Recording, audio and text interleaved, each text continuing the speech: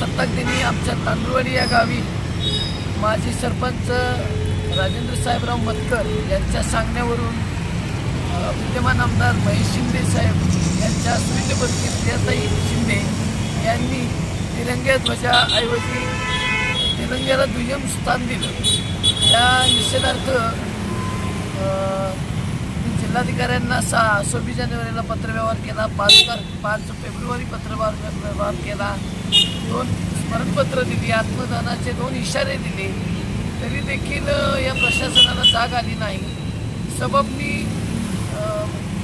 आमचे रमेश वाळे मित्र आहेत सामाजिक कार्याचे, त्यांच्या माध्यमातून जिल्हाधिकाऱ्यांशी भेटलो तेव्हा जिल्हाधिकाऱ्यांनी सांगितलं संबंधित बाबतीत समिती स्थापन करून विषयाचा छडा लावला जाईल, परंतु त्या भूमिकेला सुद्धा जिल्हाधिकाऱ्यांनी आम्हाला शब्द पाळला नाही आमचा। त्यामुळे मी 28 तारखेला गेल्या मी पत्रव्यवहार केला आणि 10 जूनपासून आमरण उपोषणाला बसलेलो आहे।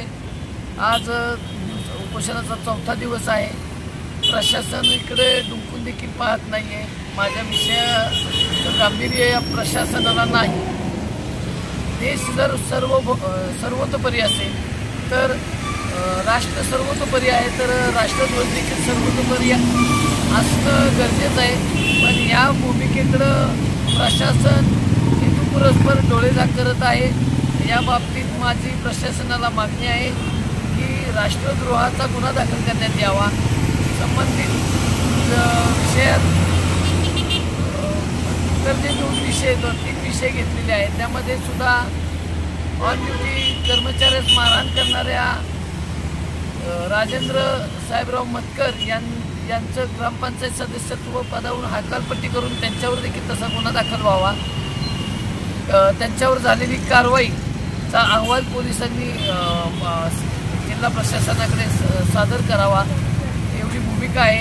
अनाधिकृत नळ कनेक्शन असतील त्यांचा छडा लावून पाण्याचे योग्य ते वितरण करण्यात यावे आणि समाज मंदिरासाठी असलेली दारकोंडी फोडून समाज मंदिर हे जनतेसाठी खुले करून मिळावे, या भूमिकांसाठी मी आज उपोषणाला बसलेलो आहे।